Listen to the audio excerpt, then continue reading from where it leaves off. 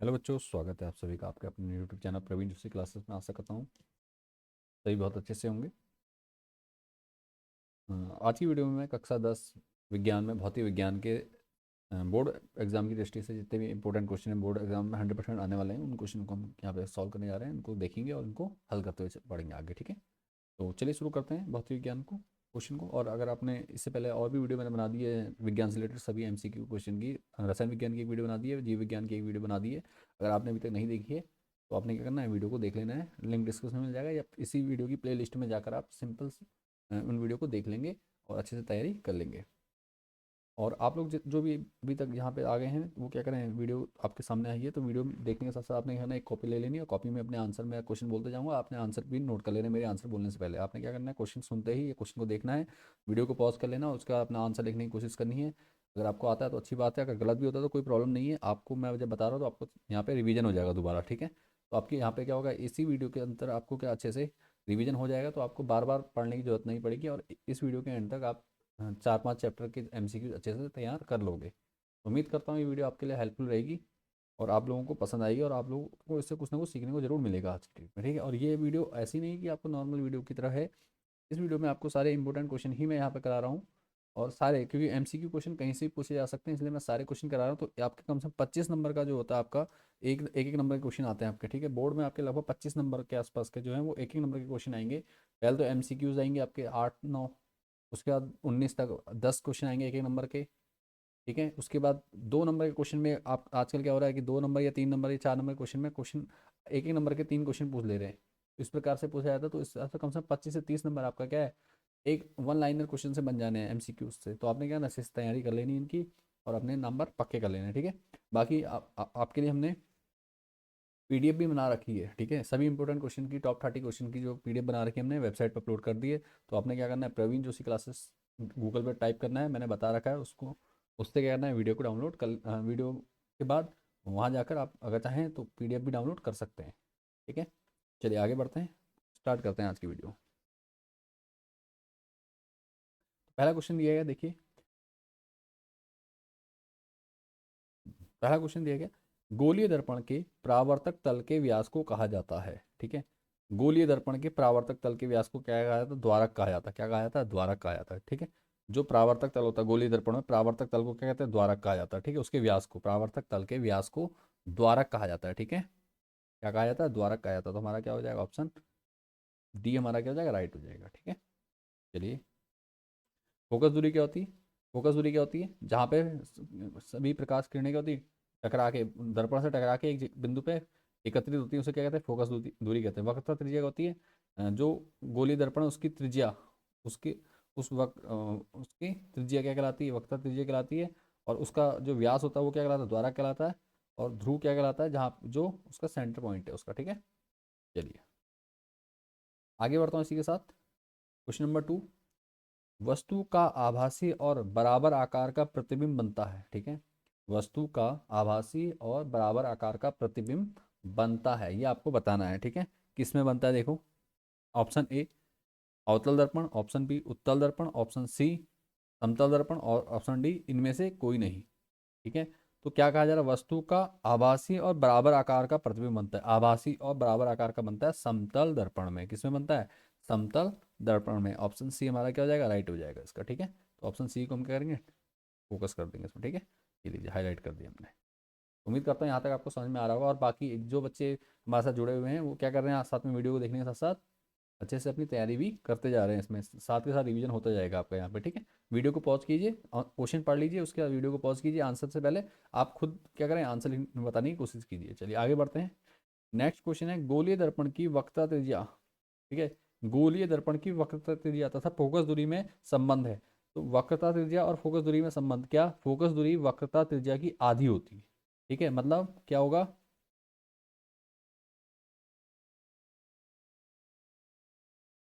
मतलब क्या है, जो वक्रता त्रिज्या है, वक्रता त्रिज्या को दिखाते हैं हम आर से। ठीक है, आर इस अपॉन टू बराबर क्या होगा, एफ होगा। ठीक है, मतलब एफ बराबर आर अपॉन टू। जो फोकस दूरी है वो वक्रता त्रिज्या की आधी होती है। ठीक है, वक्रता त्रिज्या की आधी होती है। ठीक है, तो तो एफ बराबर two R upon two, F बराबर आर अपॉन टू, तो ऑप्शन बी दिया जा रहा है, देखो बी दिया है, ठीक है, ऑप्शन बी यहाँ पे दिया हुआ है, ठीक है। एफ बराबर फोकस दूरी क्या होती है, वक्रता त्रिज्या की आधी होती है, तो एफ बराबर क्या हो जाएगा, आर अपॉन टू। सिंपल कौन सा हो जाएगा, ऑप्शन बी हमारा क्या हो जाएगा, यहाँ पे फॉर्मूला दिया है, राइट हो गया ये, ठीक है, ये हमारा राइट ऑप्शन हो गया, एफ बराबर आर अपॉन टू।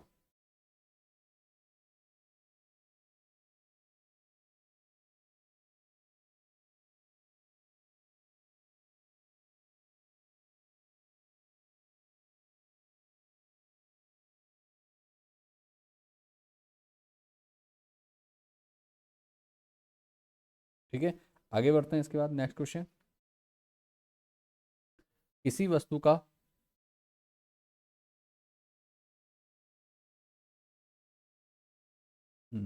आगे बढ़ते हैं, हाँ सॉरी, किसी वस्तु का वस्तु से बड़ा आभासी प्रतिबिंब बन सकता है, ठीक है, वस्तु से बड़ा कहा जा रहा है, ठीक है, वस्तु से बड़ा आभासी प्रतिबिंब, ठीक है, वस्तु से बड़ा आभासी प्रतिबिंब बन सकता है, किसमें, ऑप्शन दिए गए हैं, ऑप्शन है उत्तल दर्पण में, ऑप्शन बी अवतल दर्पण में, ऑप्शन सी समतल दर्पण में, और ऑप्शन डी अवतल लेंस में, ठीक है, चार ऑप्शन दिए गए हैं आपके। तो इसका जो राइट आंसर है वो है अवतल दर्पण में, ठीक है, अवतल दर्पण क्या करता है, वस्तु से बड़ा और आभासी प्रतिबिंब बनाता है, ठीक है, अवतल दर्पण क्या करता है, वस्तु से बड़ा और आभासी प्रतिबिंब बनाता है, तो अवतल दर्पण हमारा क्या राइट आंसर हो गया, इसको हाईलाइट कर दीजिए, ठीक है। चलिए ये हमारा आंसर हो चुका है, आगे बढ़ते हैं। नेक्स्ट क्वेश्चन है, गोलीय दर्पणों के लिए प्रयुक्त किए जाने वाला दर्पण सूत्र है, गोलीय दर्पणों के लिए, ठीक है, गोलीय दर्पणों के लिए प्रयुक्त किए जाने वाला सूत्र है, ठीक है। तो इसके लिए जो प्रयुक्त किया जाता है सूत्र क्या होता है, 1/v प्लस 1/u बराबर 1/f, ठीक है, चाहे आप ऐसे बोल दीजिए 1/f बराबर 1/u plus 1/v plus 1/u, ठीक है, ये आपका राइट आंसर हो जाएगा, ठीक है। और इस चैप्टर से रिलेटेड जितने भी इंपॉर्टेंट न्यूमेरिकल क्वेश्चन है इनको मैंने डिटेल में समझा रखा, करा रखा है, वीडियो को वीडियो बना रखी है इसमें, और अगर आपने वीडियो अभी तक नहीं देखी है, अपने प्रैक्टिस नहीं करी है, या डाउट है आपको किसी प्रकार का दर्पण सूत्र से संबंधित सवालों में, या लेंस से संबंधित सवालों में, तो आपने क्या करना है ना, वीडियो को देखने के बाद वाली वीडियो भी डिस्क्रिप्शन में मिल जाएगी, या प्लेलिस्ट में जाइए आप, वहाँ जाकर देख सकते हैं आप इजीली, ठीक है। तो चलो इतना कर लेंगे, आप आगे बढ़ता हूँ। 1/v प्लस 1/u बराबर 1/f, ठीक है, ये आपका राइट आंसर हो।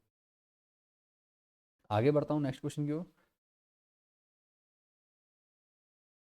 यदि बिंब की ऊंचाई h, ठीक है, यदि बिंब की ऊंचाई h और प्रतिबिंब की ऊंचाई h डैश है, ठीक है, h डैश लिखा हुआ है, ठीक है, h के ऊपर ये डैश लगा हुआ है, h डैश हो तो गोलीय दर्पण द्वारा उत्पन्न आवर्धन है, ठीक है, ठीक है, गोलीय दर्पण द्वारा उत्पन्न आवर्धन, तो दर्पण का आवर्धन निकालना है, ठीक है। दर्पण का आवर्धन का सूत्र मैंने आपको ऑलरेडी वीडियो में बता रखा है, जिसमें न्यूमेरिकल्स करा रखे हैं, मैं यहाँ पे भी आपको बता देता हूँ, ठीक है। क्या होता है, एच डैश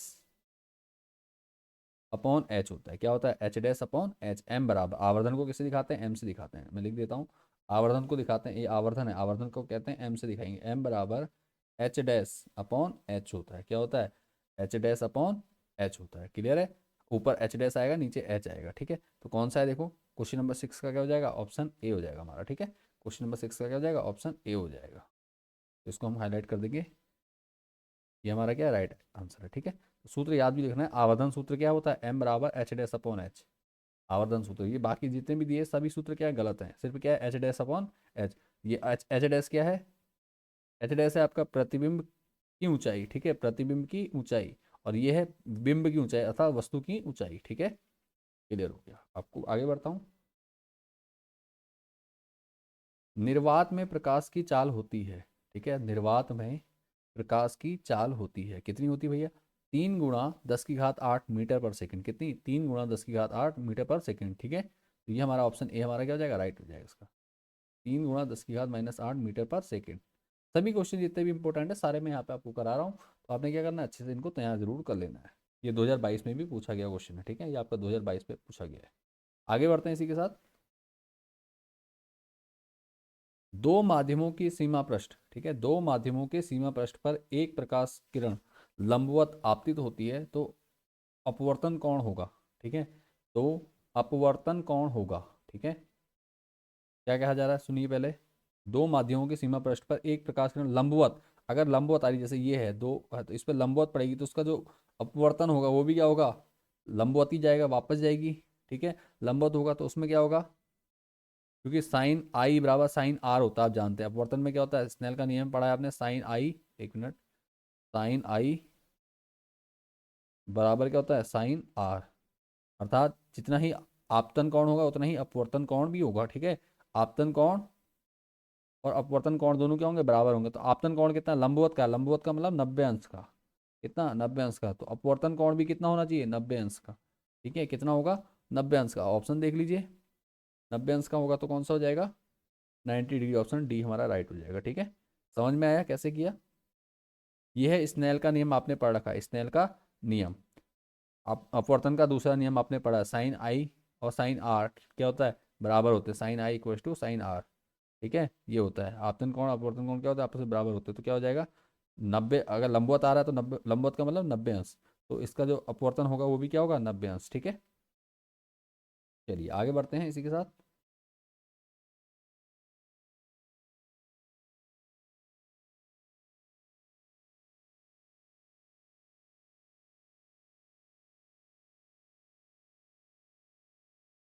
इसको हटा देते हैं, इसकी जरूरत नहीं है अब।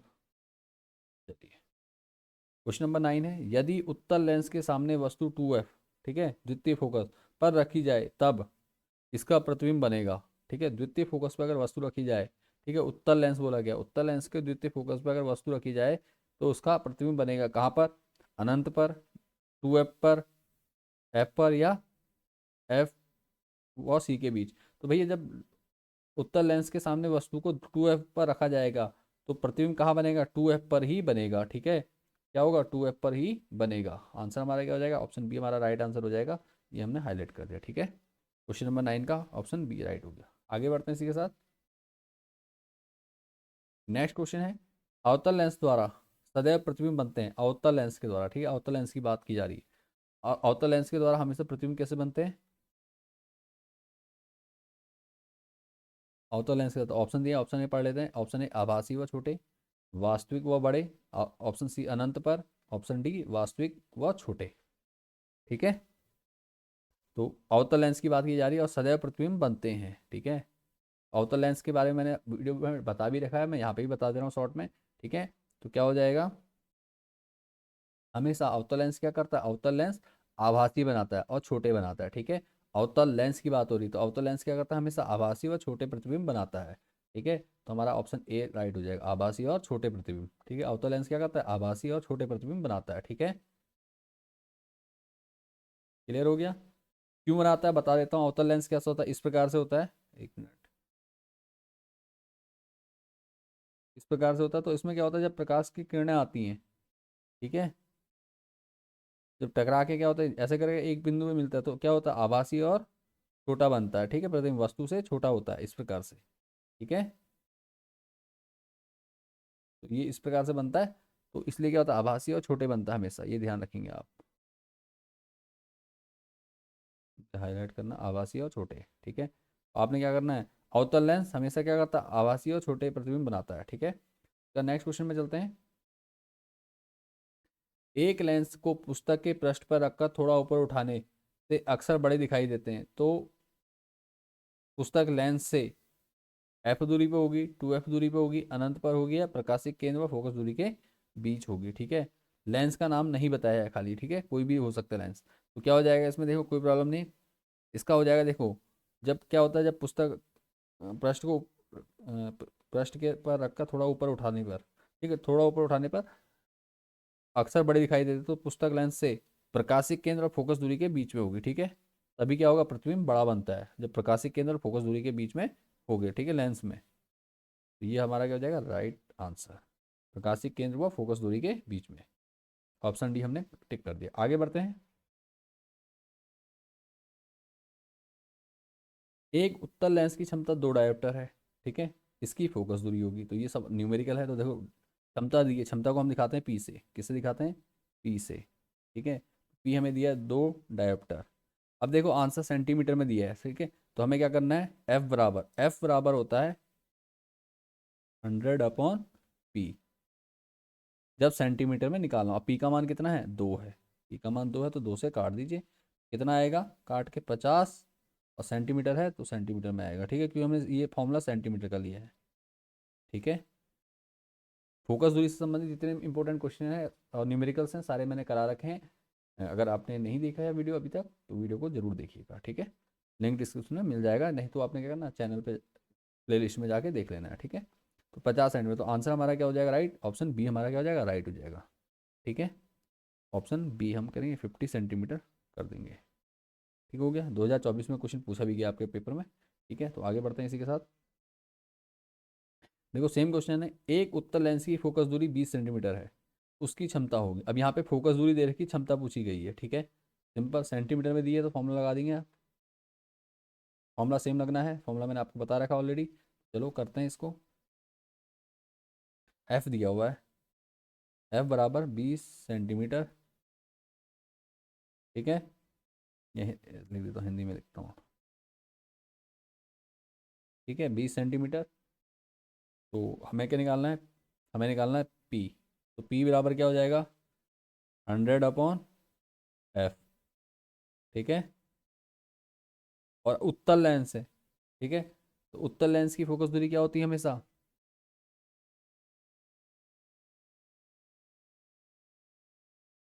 उत्तल लेंस की, एक मिनट मेरे ध्यान से बैठा है।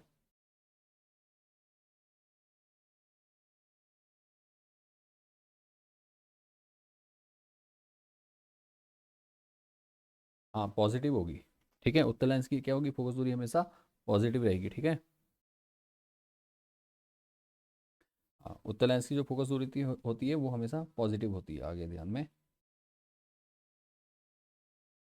तो ठीक दिया था हमने, कोई प्रॉब्लम नहीं। तो बस इतना करना है, अगर उत्तल लेंस या अवतल लेंस होगा तो उसकी फोकस दूरी क्या होगी, नेगेटिव होगी, ठीक है। ये ध्यान देना आपने। तो काट दीजिए, वैल्यू पुट करके, वैल्यू क्या है, 100/100 ऐसी रहेगा, क्योंकि सेंटीमीटर में है। अपॉन, अगर सेंटीमीटर नहीं होता मीटर में होता तो 1 करते हैं, ठीक है। एफ क्या है, 20 है, 20 से काट दो, 20×5 = 100, ठीक है। तो क्या हो गया, 5 डायोप्टर, 5 डायोप्टर आ गया, ठीक है। 5 डायोप्टर कौन सा, देखो 5 पॉजिटिव में है ना, तो ये हमारा क्या हो जाएगा, राइट आंसर हो जाएगा, ऑप्शन सी। कैसे करना है ये भी मैंने आपको बता दिया है। थोड़ा कन्फ्यूजन था मुझे कि यहाँ पे प्लस आएगा या नहीं आएगा, तो प्लस ही आता है, ठीक है। फोकस दूरी हमेशा उत्तल लेंस की क्या क्या होती है, पॉजिटिव होती है, ठीक है। तो यहाँ तक समझ में आ चुका है, आगे बढ़ते हैं नेक्स्ट क्वेश्चन में। अब देखो क्या कहा जा रहा है, यदि आई तथा आर क्रमशः आपतन कोण और अपवर्तन कोण हो तो एन बराबर sine I upon sine R, तो कहते हैं, को कहते हैं, किसको कहते हैं भैया, तो sine I upon sine R, और एन क्या होता है, अपवर्तनांक, तो ये किसको कहते हैं, ये कहते हैं किसको, स्नेल के नियम को, ठीक है। ऑप्शन डी हमारा क्या हो जाएगा, राइट हो जाएगा, स्नेल का नियम, ठीक हो गया। स्नेल का नियम हो गया, क्लियर हो गया यहाँ तक। Sine I upon sine R, Snell का नियम, इसको आपतन अपवर्तन का द्वितीय नियम भी कहते हैं, ठीक है। अपवर्तन का दूसरा नियम या स्नेल का नियम कहा जाता है, ठीक हो गया। आगे बढ़ते हैं, सेम क्वेश्चन आ गया फिर न्यूमेरिकल। एक उत्तल लेंस की फोकस दूरी 50 सेंटीमीटर, इसकी क्षमता होगी। उत्तल लेंस बोला जा रहा है, फोकस दूरी क्या होगी, 50 सेंटीमीटर पॉजिटिव होगी। चलो करते हैं इसको, जो दिया है लिखते हैं, एफ बराबर, ठीक है, एफ बराबर कितना दिया है, 50 सेंटीमीटर, 50 सेमी, ठीक है। यहाँ पॉजिटिव कर देता हूँ ताकि आपको पता रहे, एक मिनट रुक जाओ, प्लस 50 सेंटीमीटर, ठीक है। इतना समझ में आ रहा है। अब क्या करना है, हमें हमें निकालना है क्षमता। तो क्षमता को कहते हैं पी से, ठीक है। क्षमता मतलब पावर, पावर बराबर होता है 100/F, 100/F। बस 100 क्या होगा, एफ की जगह क्या रखेंगे, 50, पॉजिटिव है तो पॉजिटिव रहेगा, माइनस होता तो माइनस रखते। काट दीजिए, 50 से 50, 50×2 100, 2 से कट जाएगा तो आ गया आंसर। प्लस के 2 डायोप्टर कर दो, या खाली 2 डायोप्टर कर दो, बात एक की है, ठीक है। 2 डायोप्टर, ऑप्शन बी हमारा क्या हो जाएगा, राइट आंसर हो जाएगा, ये हमारा क्या राइट आंसर है, ठीक हो गया। उम्मीद करता हूँ ये एक एक नंबर के क्वेश्चन जो है आपके न्यूमेरिकल्स हैं आपको अच्छे से समझ में आ रहे होंगे और कोई डाउट या परेशानी नहीं होगी, ठीक है। इसके अलावा और भी मैंने इस प्रकार के न्यूमेरिकल्स की वीडियो ऑलरेडी बना रखी है चैनल पे, अगर आपने नहीं देखी है तो आपने क्या करना है, सीधे चैप्टर का नाम डालेंगे और उसके आगे प्रवीण जोशी क्लासेस लिख दीजिए। जैसे ही आप ये लिखते हैं तो आपके सामने वीडियो आ जाएगी और आपने क्या करना है, वीडियो को देख लेना अच्छे से। ये इतना इंपॉर्टेंट नहीं, इसको छोड़ दीजिए, जो जो इंपॉर्टेंट मैं उन्हीं क्वेश्चन को यहाँ पे कराता हूँ, ठीक है। इन्हीं को कराता हुआ चलूँगा ताकि आपको कोई प्रॉब्लम नहीं। एक क्वेश्चन मैं छोड़ रहा हूँ वहाँ पर, इतना इंपॉर्टेंट है नहीं वो।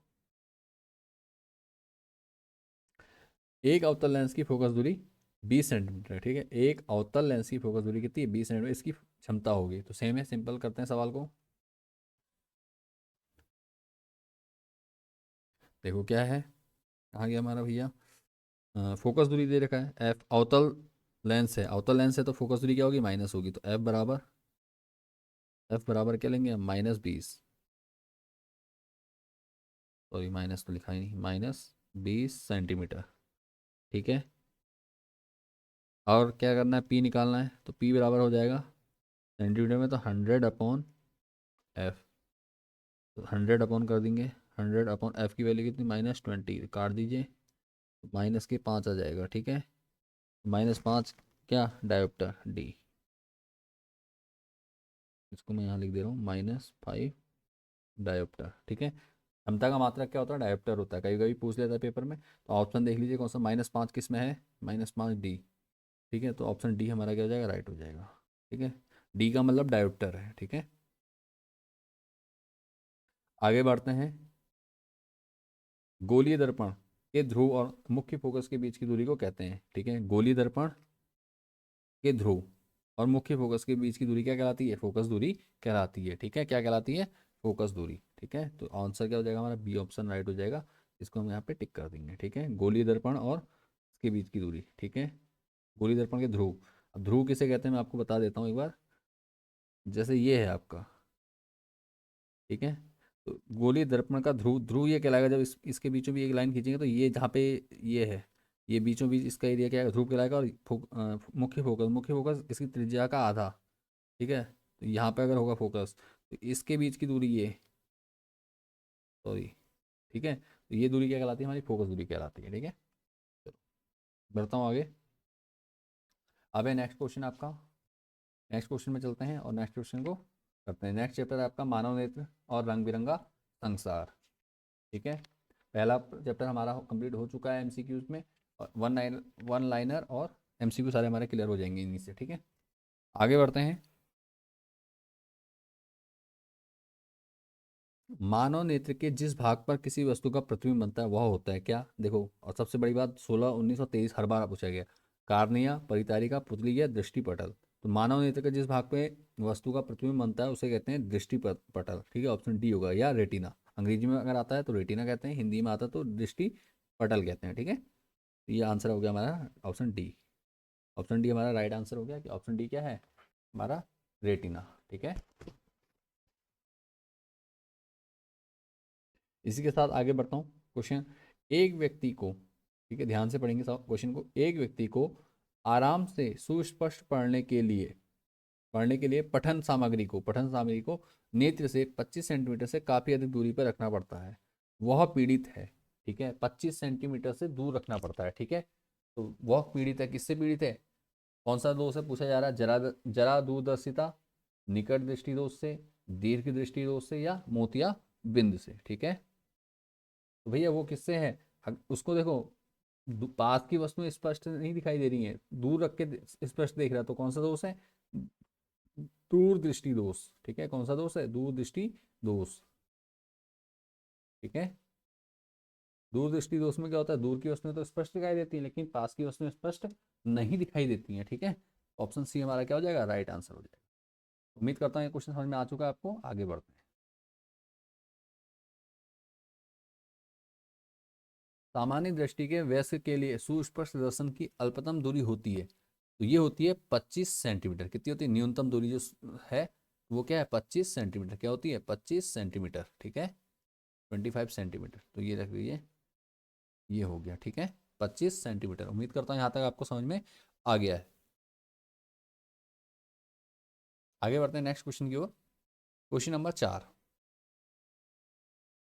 अभिनेत्र लेंस की फोकस दूरी में परिवर्तन किया जाता है, ठीक है। अभिनेत्र लेंस की फोकस दूरी में परिवर्तन किया जाता है, ठीक है, ये आपको बताना है। तो नंबर 1, पुतली द्वारा, दृष्टिपटल द्वारा, पक्षमाभि पेशियों द्वारा, यहाँ पे पेशियां नहीं लिखा है, द्वारा, और परिचारिका द्वारा, ठीक है। अभिनेत्र लेंस की फोकस दूरी में परिवर्तन किया जाता है, किसके द्वारा किया जाता है? ये किया जाता है आपका पक्षमाभि पेशियां होती हैं, ठीक है। पक्षमाभि पेशियां क्या करती हैं? लेंस की फोकस दूरी को परिवर्तित करने का कार्य करती हैं, ठीक है। तो ये है हमारा आंसर राइट, ठीक है, पक्षमाभी पेशियां, ऑप्शन सी हमारा क्या है राइट आंसर। ठीक हो गया, आगे बढ़ते हैं इसी के साथ नेक्स्ट क्वेश्चन की ओर।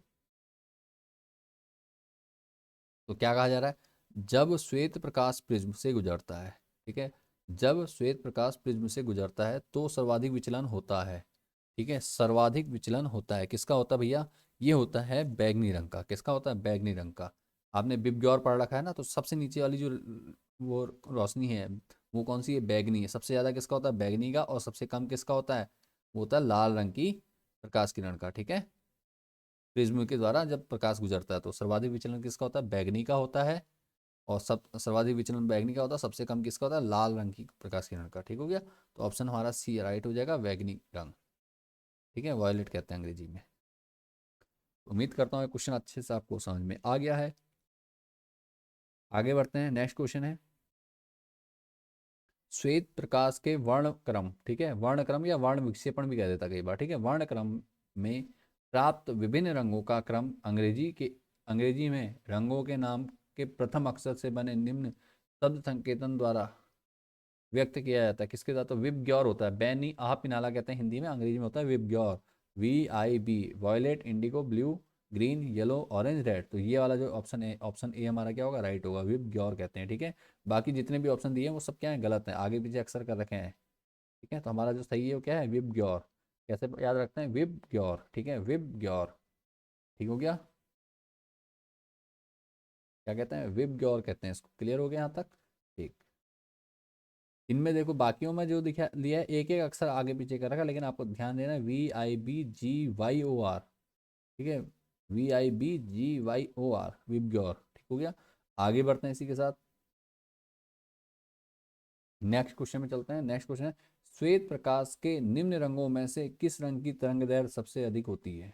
ठीक है, श्वेत प्रकाश में निम्न रंगों में से किस रंग की तरंगदैर्घ्य सबसे अधिक होती है। ठीक है, तो ऑप्शन ए बैगनी, ऑप्शन बी लाल, ऑप्शन सी नीला, ऑप्शन डी पीला। तो सीधी सी बात है, जिसका विचलन सबसे कम होगा उसकी तरंग दैर्घ्य हमेशा सबसे ज्यादा होगी। ये ध्यान देना, जिस प्रकाश किरण का विचलन सबसे कम होगा उसकी तरंग दैर्घ्य क्या होगी, हमेशा अधिक होगी, और जिसका विचलन अधिक होगा उसकी तरंग दैर्घ्य क्या होगी, कम होगी। तो सीधी सी बात है, विचलन किसका कम है, लाल का कम है, तो विचलन लाल का कम है, तो विचलन लाल का कम है तो क्या होगा, इसकी तरंग दैर्घ्य क्या होगी, सबसे ज्यादा होगी। क्या होगी, तरंग दैर्घ्य सबसे ज्यादा होगी। ठीक है, तो यही हमारा क्या हो जाएगा, राइट आंसर हो जाएगा। उम्मीद करता हूँ यहाँ तक समझ में आ चुका है, आपको कोई डाउट या परेशानी नहीं है। ठीक है, चंद्रमा से देखने पर आकाश दिखाई देता है। ठीक है, चंद्रमा से देखने पर आकाश दिखाई देता है। कैसे दिखाई देता है चंद्रमा से देखने पर। ठीक है, ऑप्शन पूछे गए, अंतरिक्ष में जाके कैसे दिखता है, अंतरिक्ष आते वो काला दिखता है। तो पूछ देख लेते हैं ऑप्शन क्या, पीला, काला, नीला और बैगनी। तो कौन सा कैसा दिखाई देता है, अंतरिक्ष में कहते हैं चंद्रमा पर जाकर आकाश कैसे दिखाई देता है, चंद्रमा पे जाके आकाश दिखाई देता है काला। कैसे दिखाई देता है, काला, चाहे अंतरिक्ष में हो या चंद्रमा। चंद्रमा भी तो अंतरिक्ष में ही है ना, निर्वात की वजह से क्या होता है, वहाँ काला दिखाई देता है आसमान। ठीक है, चलिए आगे बढ़ते हैं नेक्स्ट। किस रंग के प्रकाश का प्रकीर्णन सबसे कम होता है, किस रंग के प्रकाश का प्रकीर्णन सबसे कम होता है। ठीक है, सबसे कम प्रकीर्णन किसका होता है, इसका आंसर भी सेम है, जिसकी तरंग दैर्घ्य ज्यादा होगी उसका प्रकीर्णन क्या होगा, सबसे कम होगा। ठीक है, विचलन कम है तो सीधी बात प्रकीर्णन भी कम होगा। तो कौन सा ऑप्शन हो जाएगा हमारा, ऑप्शन ए लाल। ठीक है, लाल आंसर हमारा राइट हो जाएगा। ठीक है, आगे बढ़ते हैं नेक्स्ट। समुद्र में जल नीला प्रतीत होता है, समुद्र में जल नीला प्रतीत होता है। ठीक है, नंबर एक ए ऑप्शन दिया है, उसमें शैवाल व जलीय पौधे तैरते रहते हैं। दो, नीले आसमान का प्रतिबिंब दिखाई देता है। ऑप्शन सी, प्रकाश का प्रकीर्णन होता है। ऑप्शन डी, गहरे जल द्वारा प्रकाश का अवशोषण होता है। ठीक है, इसका जो ऑप्शन है वो है प्रकाश का प्रकीर्णन। ठीक है, नीला नीला क्यों दिखाई देता है, समुद्र प्रकाश के प्रकीर्णन के द्वारा। ऑप्शन सी हमारा राइट हो जाएगा, इसको हम टिक कर देंगे। ठीक है, यहाँ तक आपको समझ में आ गया होगा, किसी प्रकार का कोई डाउट या आसानी नहीं होगी। ठीक है, प्रकाश का प्रकीर्णन। आगे बढ़ते हैं, खतरे के संकेत तथा सिग्नल लाल रंग के होते हैं क्योंकि लाल रंग का कोहरे या धुएं में प्रकीर्णन सबसे कम होता है। ठीक है, उसका दूसरा है क्या, का कोहरे तथा धुएं में प्रकीर्णन सबसे अधिक होता है। सी आकर्षक लगता है, डी उपयुक्त में से कोई नहीं। तो इसका जो सही है क्या होता है, इसका प्रकीर्णन क्या होता है, सबसे कम होता है। अभी थोड़ी देर पहले भी हमने बात की थी इसमें। इसका जो राइट आंसर है वो ऑप्शन ए हमारा हो जाएगा। ठीक है, ऑप्शन ए क्या है, राइट हो गया हमारा। ठीक हो गया, कोई डाउट या परेशानी नहीं होगा। अगर कोई डाउट या परेशानी लगती है तो आप मुझे कमेंट कर सकते हैं, पूछ सकते हैं मुझसे। ठीक है, बढ़ते हैं नेक्स्ट क्वेश्चन की ओर।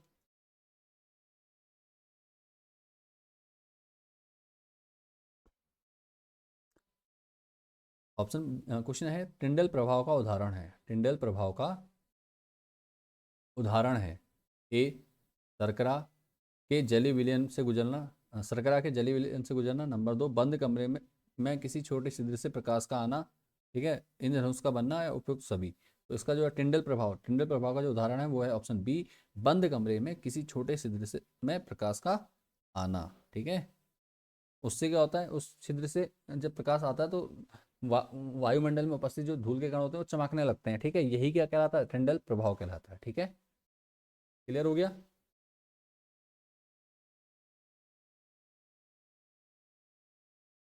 विद्युत आवेश का मात्रक है। ठीक है, विद्युत आवेश का मात्रक है। ठीक है, समझ में आ रहा है, विद्युत आवेश का मात्रक है। क्लियर हो गया। नंबर एक ampere, number B coulomb, number C volt, number D watt. ठीक है, एम्पियर, कूलाम, वोल्ट और वाट। ठीक है, विद्युत आवेश, आवेश का मात्रक क्या होता है, आवेश का मात्रक होता है कूलाम। क्या होता है, कूलाम। ठीक है, आवेश का मात्रक क्या होता है, कूलाम होता है। ठीक है, ये आपका चैप्टर 11 है, विद्युत धारा। ठीक है, क्या है, विद्युत धारा।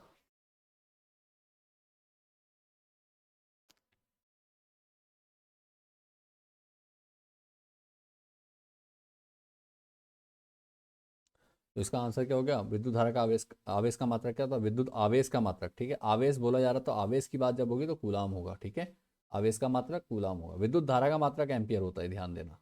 अगर धारा बोलेगा तो एम्पियर, आवेश बोलेगा तो कूलाम। ठीक है, ध्यान रखना है, आवेश का मात्रक कूलाम होता है। ठीक है, इसके आगे बढ़ते हैं। नहीं, विद्युत नहीं, परिपथ में विद्युत आवेश के प्रवाह की दर को कहते हैं। ठीक है, विद्युत आवेश प्रवाह की दर को कहते हैं, क्या कहते हैं, विद्युत धारा कहते हैं। क्या कहते हैं, विद्युत धारा। विद्युत आवेश प्रवाह की दर को विद्युत धारा कहते हैं। अब यहाँ पे जैसे क्वेश्चन बन जाता है कि विद्युत धारा किसे कहते हैं, तो विद्युत धारा से आप क्या समझते हैं, तो क्या कहेंगे, किसी विद्युत परिपथ में विद्युत आवेश प्रवाह की दर को, या इतना भी लिख देंगे, आवेश प्रवाह की दर को क्या कहते हैं, विद्युत धारा कहते हैं। ठीक है, आवेश प्रवाह की दर को विद्युत धारा कहते हैं। ठीक हो गया, ये कहना है आपने। ये क्वेश्चन आपका देखिए 2017 और 24 दोनों में पूछा गया है 2 बार। आगे बढ़ते हैं। क्वेश्चन नंबर 3 है, एक इलेक्ट्रॉन पर आवेश होता है। भैया एक इलेक्ट्रॉन पर आवेश होता है, इलेक्ट्रॉन पे क्या होता है, हमेशा नेगेटिव चार्ज होता है। तो 1.6 इंटू 10⁻⁻19। ठीक है, 1.6 इंटू 10⁻⁻19 इतना चार्ज होता है। कितना होता है, 1.6, माइनस में निगेटिव है, ऋणात्मक। ठीक है, -1.6 गुणा 10⁻−19 कूलाम। ठीक है, अभी बताया था आवेश का मात्रक क्या होता है, कूलाम होता है। तो ये देखो मात्रक है। ठीक है, आवेश का मात्रक क्या होता है, कूलाम होता है। -1.6 गुणा 10⁻19। ठीक है, -1.6 गुणा 10⁻19 कूलाम। क्लियर हो गया, कोई डाउट या परेशानी यहाँ तक नहीं होगी। आगे बढ़ता हूँ इसी के साथ। एम्पियर सेकंड मात्रक है। ठीक है, एम्पियर सेकंड मात्रक है, इसका मात्रक है बताना है, एम्पियर सेकंड मात्रक है। ए विद्युत विभव का, बी विद्युत धारा का, सी विद्युत आवेश का, विद्युत शक्ति का। तो क्या, एम्पियर सेकंड। ठीक है, एम्पियर पर सेकंड किसका होगा, एम्पियर पर सेकंड, ये हो जाएगा आपका, एक मिनट, विद्युत आवेश का नहीं, एक मिनट, विद्युत आपका विद हाँ, विद्युत आवेश का, एम्पियर पर सेकंड। ठीक है, एम्पियर पर सेकंड किसका होगा, विद्युत आवेश का।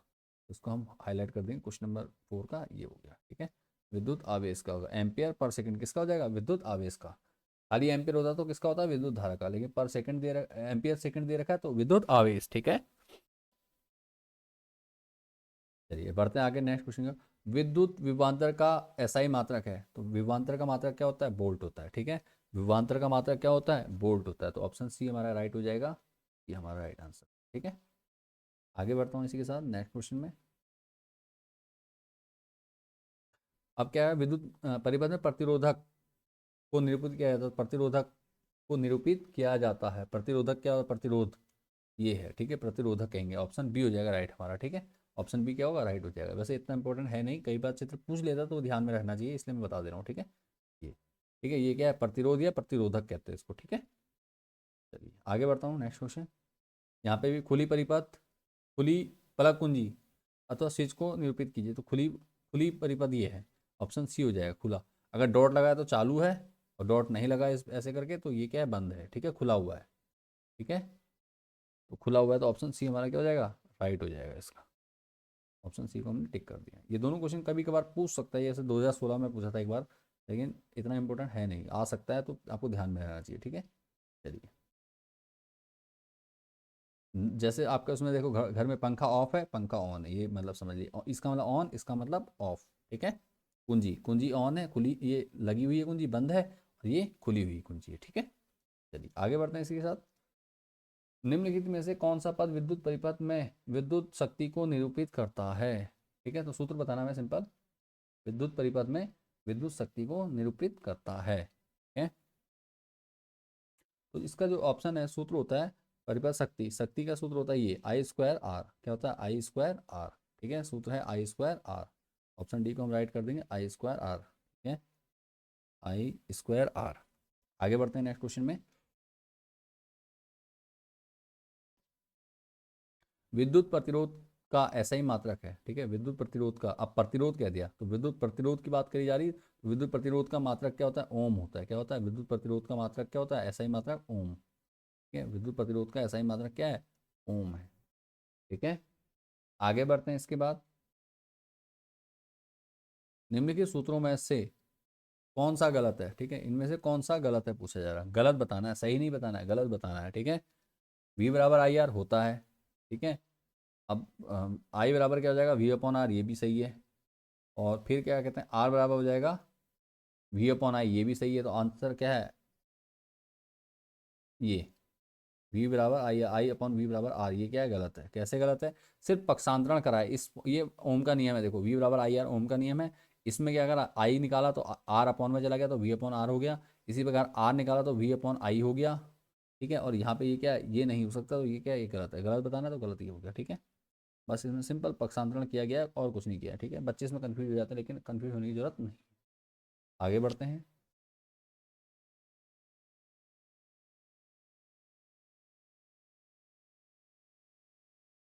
तो देखो क्या कहा गया है, सिंपल, इतने ओम प्रतिरोध दिया है, ठीक है। मैं लिख देता हूँ, इसको सॉल्व कर ही देता हूँ, सॉल्व साथ के साथ करते हुए चलेंगे। देखो क्या दिया है? आर दिया है, कितना दिया है?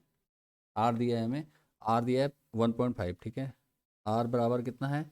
1.5। आर का मतलब क्या? प्रतिरोध, इतने ओम, ठीक है। ओम का मात्रक इस प्रकार लिखते हैं, ठीक है।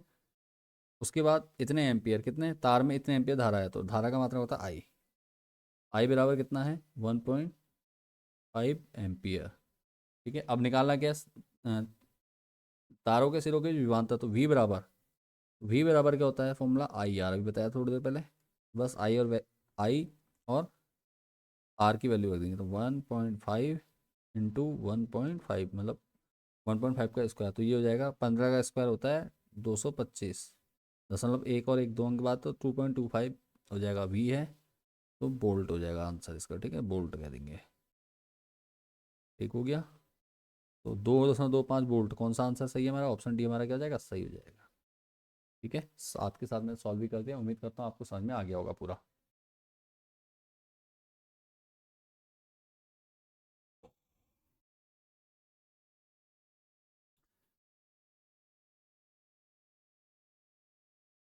R1 व R2 दो प्रतिरोधों को पार्श्व क्रम में जोड़ा गया, ठीक है, पार्श्व क्रम में संयोजित किया गया, इनका तुल्य प्रतिरोध होगा, ठीक है। तो पार्श्व क्रम का मतलब है समांतर क्रम में, ठीक है। समांतर क्रम में जो प्रतिरोध होता है, तुल्य प्रतिरोध होता है, वो होता है आर बराबर 1/R1 प्लस 1/R2, ठीक है। अब इसमें क्या करा इसने? थोड़ा सा हल कर दिया। क्या करा? सिंपल, देखो 1/R ऐसे ही रहेगा, इसको हल करा, लॉसो ले लिया, तो R1/R2 हो जाएगा, R1 इंटू R2।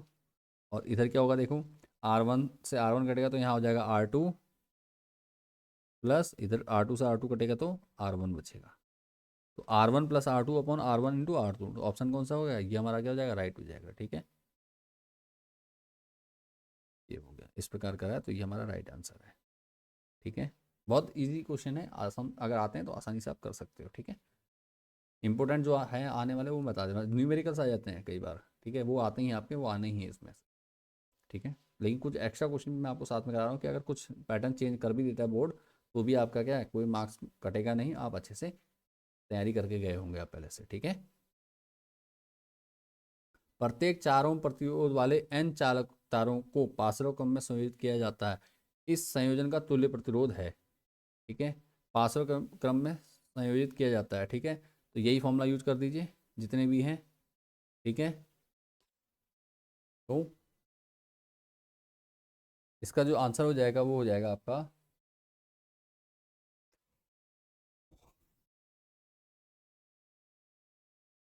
4/n। ठीक है, पासरव क्रम में संयोजित किया जाता है इनका, इस समायोजन का तुल्य प्रतिरोध। ठीक है, तुल्य प्रतिरोध कितना हो जाएगा, 4 ओम हो जाएगा। ठीक है,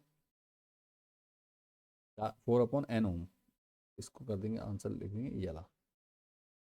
ठीक है, चलिए आगे बढ़ता हूँ। क्या विद्युत शक्ति का मात्रक होता है। ठीक है, विद्युत शक्ति का मात्रक होता है, विद्युत शक्ति का मात्रक होता है हमारा वाट। क्या होता है, वाट।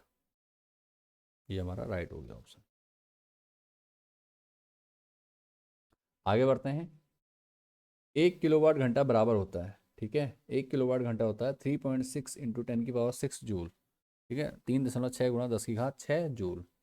ठीक हो गया, इसका हो जाएगा ऑप्शन बी हो जाएगा। 1 किलोवाट घंटा किसके बराबर होता है, 3.6 गुणा 10⁻6 जूल। ठीक है, तो ये हो जाएगा आंसर। आगे बढ़ता हूँ इसी के साथ।